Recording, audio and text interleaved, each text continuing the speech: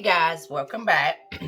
So this is what we're going to do today. We are going to do a wreath. Everybody asks me how I do my wreath, and we're going to do it today. So this is my base color. And basically what we're going to do is we're going to take it and we're going to put it together. And you're going to start with your first ring. And you're just going to twist it one time. And then you fold it in half. Skip the next one. And bring it to the third one. Go back to the second one. And twist it one time. Pull it by skipping one. And bring it back. And as you could tell, it's doing these wonderful little fluffs for you. Don't worry about fluffing it out because you don't need to fluff them out because this is the base of your wreath. So you're just going to go out like this. And each time, all you do is this. So pull, skip one, fluff. Okay. Skip one, go back. So you're just skipping one, going back. Skipping one, going back. And as you can tell, it is doing these wonderful little poofs. And I love poofs. But I am glad to be back with you guys. Took a trip out to Las Vegas to see my family, which was long overdue because of COVID. I hadn't been able to see them in a while. And I got to see my dad. It would have been my third year of not seeing him. And I have seen him every year since I was 17. And so it was a really good trip. Got to see my sisters, catch up on some fun times, and then we had a craft day, one of my sisters and I, which was always a blast. So, but this is kind of what we're doing. I don't know about y'all, but we've had a cold snap here in South Carolina. It was in like the 80s, and now it's in the cool 40s, and the wind is blowing. Okay, so now we are at the bottom. So you're going to move to the top of your wreath frame and just kind of make sure you have the good side of the mesh out, and you will be able to tell because it is a lot duller. It's not as vibrant. And so we're just twisting the base all the way around is what we're doing. Okay, and the reason why you do this is to get your base is to cover up your wreath mat because you don't want people to see your wreath mat. Now, people know that there's got to be a mat under there, but we'll make it all pretty, as we would say here in the South. But I've got a little joke for you guys. It says a little boy was afraid of the dark, and one night his mother told him to go out back to the porch and get her the broom. Well, little Johnny looked at his mother and said, "Mama, I don't want to go out there. It's dark." And the mother smiled and reassured her son. "You don't have to be afraid," she said. "Jesus is out there. He will look after you and protect you." Well, the little boy looked at his mother real hard and asked, "Are you sure he's out there?" She said, "Yes, Johnny, I'm sure. Jesus is everywhere, and he is always ready to help you when you need him," she said. Well, the little boy thought about it for a minute, and then he went to the back of the door, cracked it open, and peering outside in the darkness, he called, "Jesus, if you were out there, would you hand me the broom, please?" I thought that was so cute. Bible says, "Fear not, for I am with thee," bless it. So little Johnny took that scripture literally. You know, that's the way it is sometimes. We walk around in darkness. We don't know what Jesus is doing for us, but we know he's doing something. And even when you can't see him, he's always there. But now, as you could tell, we have almost got our base completely made. And we are just going to go ahead and wrap this around and kind of finish it up. And so we've got the base made. And I'm just going to cut this right quick because we've got a lot left over, which is good. Don't ever throw your extra mesh away because, honey, let me tell you, you will find a use for it. Or at least I do. But I hope everybody's doing good on this fine spring day. I wonder how everybody's weather is doing. So this is your base. And as you can tell, we can still see all the purple, which is good. So now what we're going to do is I have pre-cut this beautiful white lace type thing. And I cut it to 20 inches.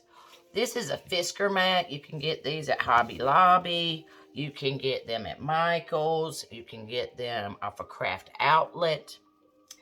Then I cut this at 10 inches. And then I also cut these at 10 inches. So in order to do a woodland ruffle, it is very simple. You just find the middle of your mesh, take your two thumbs, and you just pull it slowly towards you. Okay? So this is what we're doing is we're making, this is called a woodland ruffle. So it looks like a fan. Then I'm going to take these two and I am actually going to roll them. Not real tight, just kind of semi-tight. And then I'm going to put them on top of the woodland ruffle. So you do it all the way like this. So you have like a little wooden ruffle in two rolls. Then you can start anywhere you want to and untwist that first one that you put in wherever you decide to start. Go ahead and put it back in your base. And just twist it closed. Again, don't do it real tight because you have got to put in your ribbons in just a little bit. So there's that. Okay, so that's our very first one. Then you start over again. Take your white mesh, cut at 20 inches. Put your two thumbs and just pull it slowly towards you to make your fan. Then you get your purple, cut at 10 inches. And then you get your green, cut at 10 inches. Now, the reason why I use the non-see-through, I guess, what you would say, mesh at the bottom is because you're wanting to cover up that frame. And so you have this beautiful ruffle along with these twirly cues is what I call them. I'm sure there's a proper name for them. Find your next one. Untwist it. And then you put it down in it. So it's not hard at all to do this. And you'll find a method for yourself that works good. And just kind of take this right here and let it stand up. They stand up against each other. See how they stand up? So that's the easy way to do this. So now you just take your next one. And I find that having all my materials pre-cut before I start a wreath is good. That way you can kind of have your wreath planned out already is the way I do it. But you can do it any way you want to.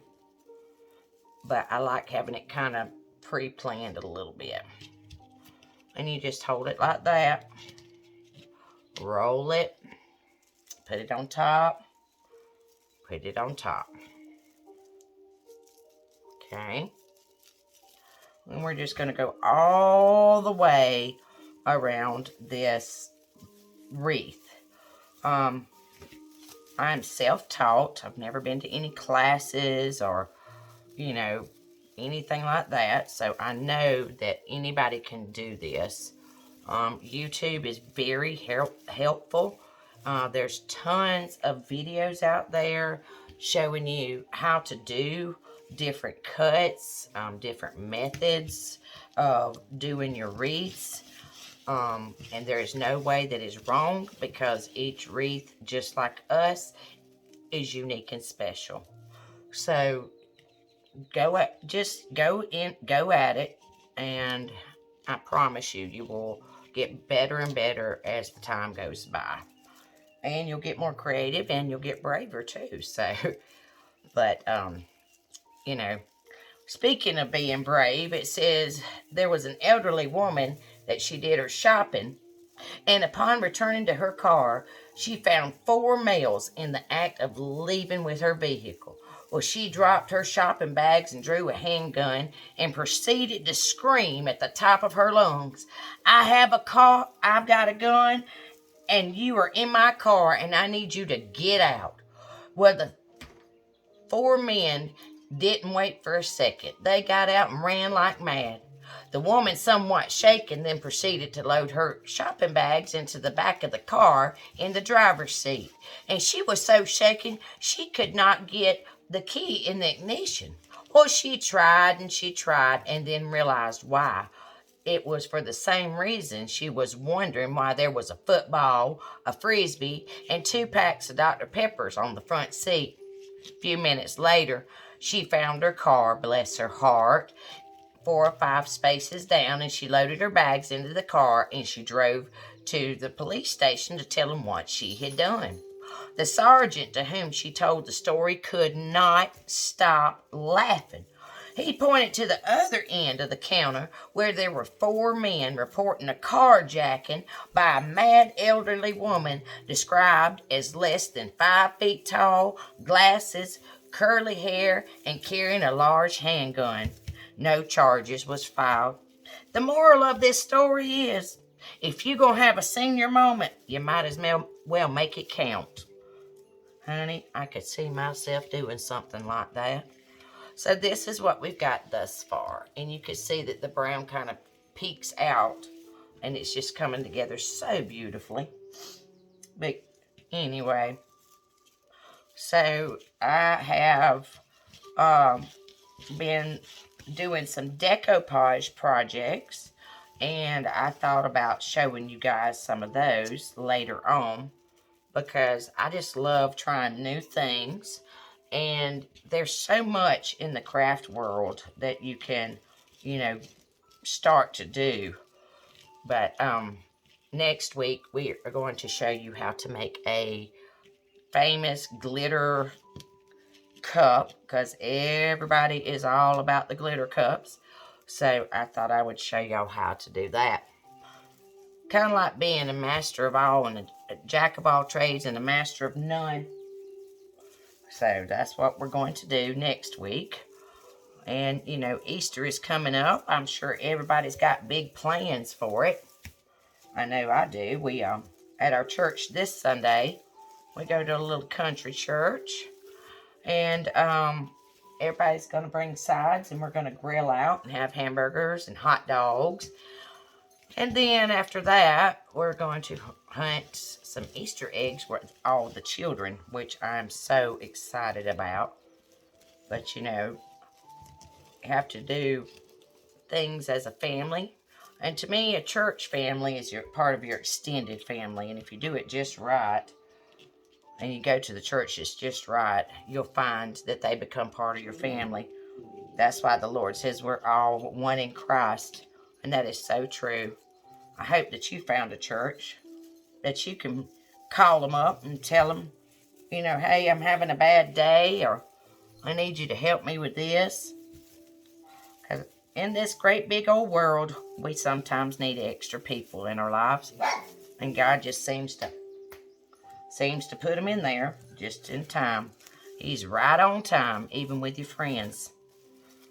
But we're just going to sit here and fluff this a little bit. And I just love the way this is turning out. And I'm so excited to show y'all this sign. This is the beautiful sign that we're going to put in it. And I got it from Hardworking Mama, excuse me. If you want to go over to that site, she has some beautiful signs that you can pick from. She's got everything that you could imagine, and they're very inexpensive. And she even has a sale going on right now, which is always good, because when you're crafting and gas is almost $5 a gallon, you got to be creative. So but she always comes through for me. So, but anyway, sitting here getting this done. My second grandbaby is now 6 weeks old. Time flies, doesn't it? Seems like I was just telling y'all the other day that he was on the way. But we took his big brother, Maddox, which is 3 years old, to the park today, and went and got him some breakfast first. And then we went and took him to the park. So as you can tell, this is filling in very nicely. And as you can tell, also the brown is still peeking out, which is good. There's, like I said, there is no right and no wrong way to do it. And I skipped one right here, girls, or fellas, people, whichever one you'll say. So I don't have to go back and do that. So let me do that right quick. Normally your wreath mats have 18, 10 on bottom, 6 on top. And so when you cut everything, you can just remember that when you're cutting all of your mesh, you're cutting it for 16 spots is what you're doing.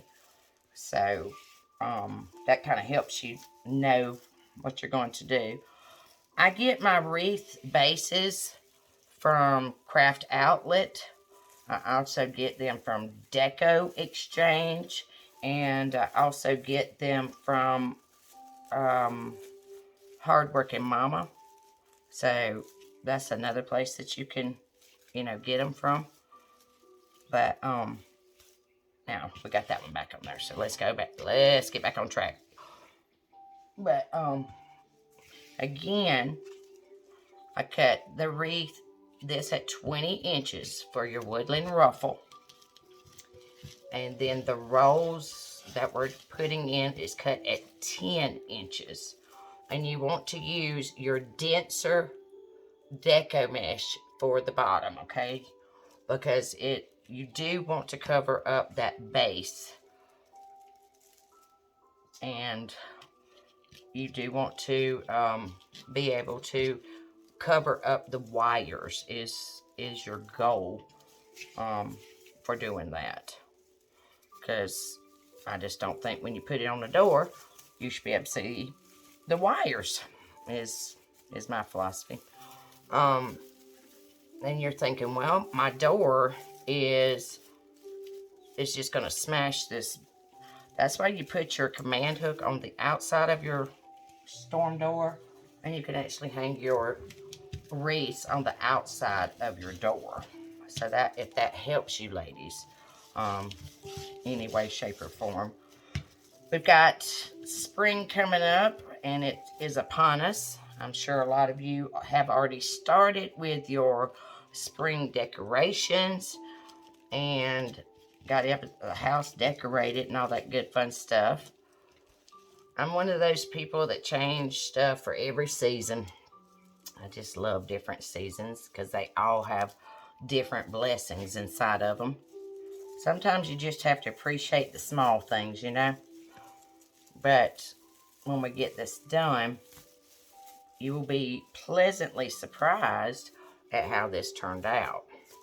And really, you don't need to fuss over it too much while you're making it until you start putting your ribbon on. And then that's when you can start fluffing and, doing all the extras to it. But this part of it, you're just wanting to get your woodland ruffle, excuse me, and your roll put on. That's just your main goal right now. But for those of you that have followed me from the beginning, we have a Christmas tree farm, and now is a very, very busy time of the year. We're having to stake the trees and base prune the trees and, plant trees. So it's just been really nuts since I got back from Vegas. But luckily, my husband, the foreman, he's the foreman of the fields. I'm the foreman of the Christmas shops. But luckily, he has let me sit here and do this right quick with you ladies, because just like anything else, it takes teamwork to get stuff done.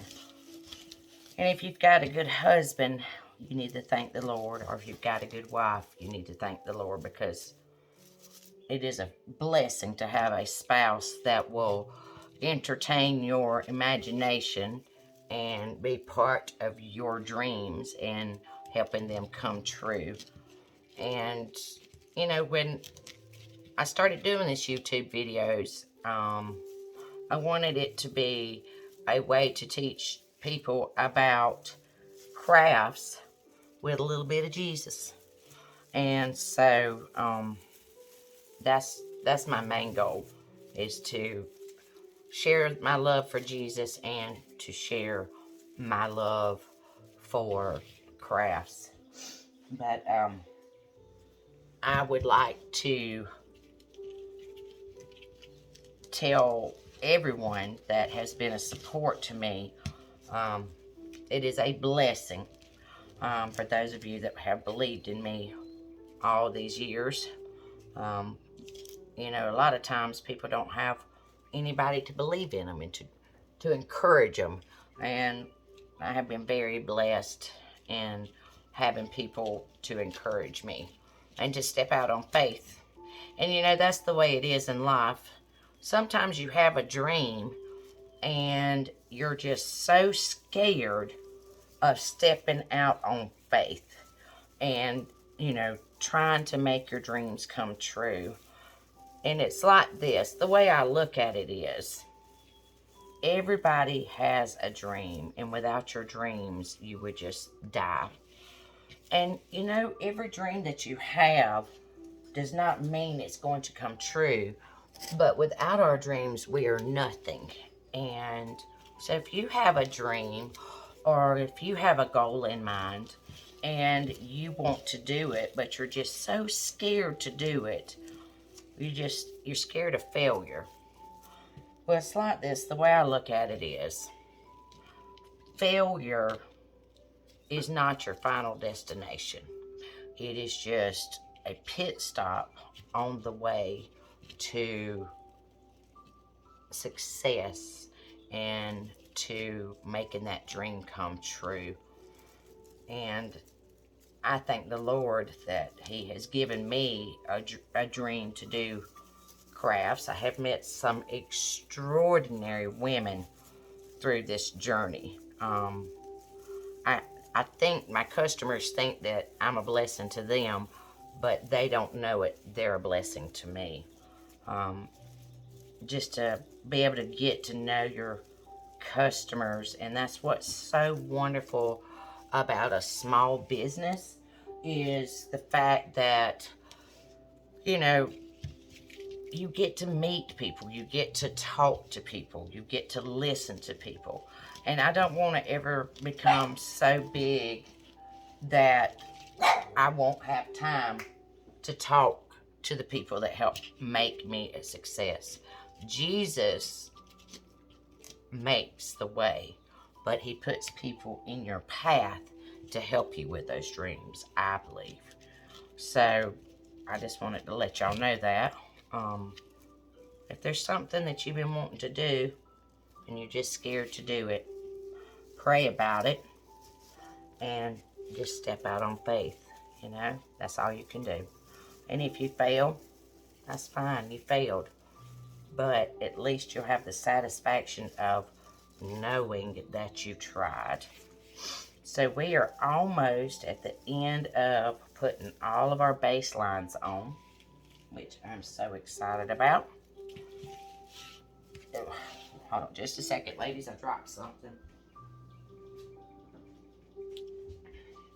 Sorry about that. But I dropped my ribbons. But this is the way we have made our base. We have done the 20-inch ruffle. It's called the woodland ruffle. I'm sure there's another name for it out there. Then we cut these into 10 inches. And I'm using the more inexpensive one to make these ruffles, or these rolls rather, because to me, the ones that are your thicker mesh makes a better base so that you won't see through it. So we're going to just go ahead and put this down in here. And like I said, there's 18 on most of your bases. This one actually had 16. This must have been one of those ones that they was making on Friday afternoon. And they like, yep, 16's good. We're just going to put 16 on there and go. So this is your base so far. And as you can tell, you've got all your little ties full. Okay? All right. So the next thing we're going to do is we are going to add our ribbon. Now, when you cut your ribbon, this is a trick that I do. And it's very simple. Okay? You take the tip of your ribbon and put it on top of your ruler. And then you just flip it over. End over end. And then when you get ready to cut it, you go at the top, you go at the bottom, and you have the perfect amount of stuff that you need, or ribbon pieces that you need. So these are the two ribbons. I'm going to do purple and burlap. Then I'm going to do the stripe and the purple. And so all you're going to do is you're going to start anywhere you want to on this wreath. And you're going to start by untwisting it one time, putting it down in it, and then you're going to separate your ribbons, okay? Now, with wired ribbon, you can take your fingers and do it like this, okay? So that's how you do that. Then you find your next one right beside it. And luckily I found this. We skipped a ruffle, so let me go ahead and fix that while we're doing that. When you are doing a wreath, you are going to find a lot of times that you do skip something. It's okay, honey. Just go back and fix it. Don't have a breakdown. Just like all of us, we're unique, we're special, and we're not perfect. Your wreaths aren't going to be perfect either. And I'm here to tell you right now, you think that your wreath is just god-awful. And then that is when your customer is just like, oh my gosh, I love that wreath. It's beautiful. Well, it just always amazes me. I'm just like, oh, I did so terrible on that wreath. And that's the ones that they just think's the prettiest thing ever. So we're going to put this in here right quick. Okay.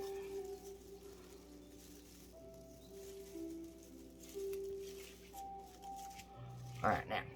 So you're going to go back and just fluffy ribbon a little bit. See there? Okay, then go pick up your next one. And like I said, I always have my stuff pre-cut. Because I don't want y'all to have to sit here and watch me bore y'all to death. Alright. I'm going to do this right quick. And you're going to go all the way around your wreath with this at the top and the bottom. Now, I said that there are 18 wreath twists on this. I only cut 16 ribbons total.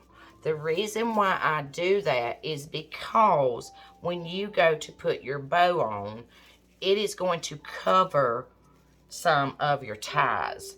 And I don't feel like you need to be wasteful of ribbon. So I only cut 16 strips of my ribbon. And that is because I do not want to waste ribbon. And when we put the bow on in the next video, you're going to see what I'm talking about. And you're like, well, that's going to be naked. It's not. It will not be naked, I promise. Honey, I wouldn't dress you funny and send you out in public. But anywho, so as you can tell, I'm just separating these and kind of taking my fingers and kind of making them stand out. Now, when you get ready to do more, more of them and put them on, at the end is when you will be able to fluff it. So don't worry about how it looks right this second, because really you can't tell because you're still working on it. It's kind of like a cake when you put it in the oven. You can't keep opening the door or it's going to go flat. So trust the process, believe in yourself, and just keep on going. Just keep a smile on your face and keep on going. So, but while we're doing that, I have got a little story for you. It says an old man and a boy and a donkey were going to town. And the boy rode in on the donkey. And as they passed, people remarked, "What a shame. That old man is walking and the boy is riding." Well, the man thought maybe the critics were right, so they changed positions. Later, they passed some people. And the old man was riding. And they said, "Oh, what a shame. That little boy should be riding." Well, then, soon they passed some more people. And they said, "They really are stupid to walk when they have a donkey to ride." So they both rode the donkey. Well, time passed and they passed some more people. What a shame. How awful. That poor donkey in such a heavy load.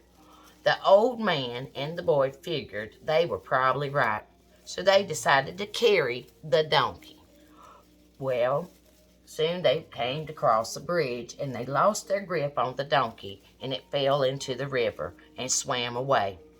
The moral of the story is, if you don't try to please everybody. You know, everybody's a critic. They want to tell everybody how to do this and how to do that, and yet they don't even do it themselves. You got to practice what you preach. But that's the hard lesson to learn sometimes. You're not going to please everybody. Everybody ain't going to like you. And honey, if they do, that means you've given up too much. So just be you and do you is the way I look at it. So this is all we're doing, is just twisting these little ribbons in that I had pre-cut. And we're just spreading them apart. And I try to do like this purple is across this purple. And then this burlap is across this burlap. So as you can tell, we have the top done. Some people start at the bottom, some people start at the top. It's just whatever you want to do. And you know what? I need to take this out because I need to leave two without it. Because this is where my ribbon is going to go. Okay? And some people do this, some people don't. I'm just very frugal, and I just think it's better to do it that way. So this is an 18-inch wreath mat. We used a 20-inch white ruffle. We used 10-inch rolls and 12-inch ribbon cut. And that is basically what it's going to look like. I'm going to do a few on the bottom. And like I said, there's no right or wrong way to do it. Just going to stick it in. There is 8 on the top, and I left 2 of them empty. And the reason being is because I'm going to go back and we're going to make a bow in our next video. So I'm excited about that. And you're like, "Oh Lord, bows are very intimidating." No, they're not. It's just like a windshield wiper. You go back and forth and back and forth. And believe it or not, there's like 1,002 videos out there that shows you how to make a bow too. So trust me, honey, you can learn anything off of YouTube. Good, bad, ugly. It's all out there. Kind of like the Bible. In case you hadn't heard, it's got an answer for everything. So if you hadn't picked it up in a while, trust me, you need to. I heard today that the most published book in the world is the Bible. And I got to thinking about that, and I thought, well, if it's the most published book and the most often bought book, but yet the world is in the condition that it is in, they might be buying it, but they're not reading it. You know, if you've got a question, God's got the answer. And if you haven't talked to God in a while, He misses you. I'm sure He would love to hear from you if you haven't talked to Him. But I hope that with us doing this, you're going to learn something. And you're going to get a little bit excited to go do it. Deco Mesh and Ribbon is on sale next week at Hobby Lobby for 50% off. You will learn your sales the more you start crafting, because at Hobby Lobby they do their sales every other week. So if this week it's not on sale, the ribbon and the Deco Mesh, then it will be next week. So just be patient and do it that way. But we are going to get all this together. We're almost through. And I am going to let you guys go for this part of the video, because we're going to do a second part in a few minutes. But remember, this is the day that the Lord hath made. Let us be glad and rejoice in it. God bless you, and I'll see you soon.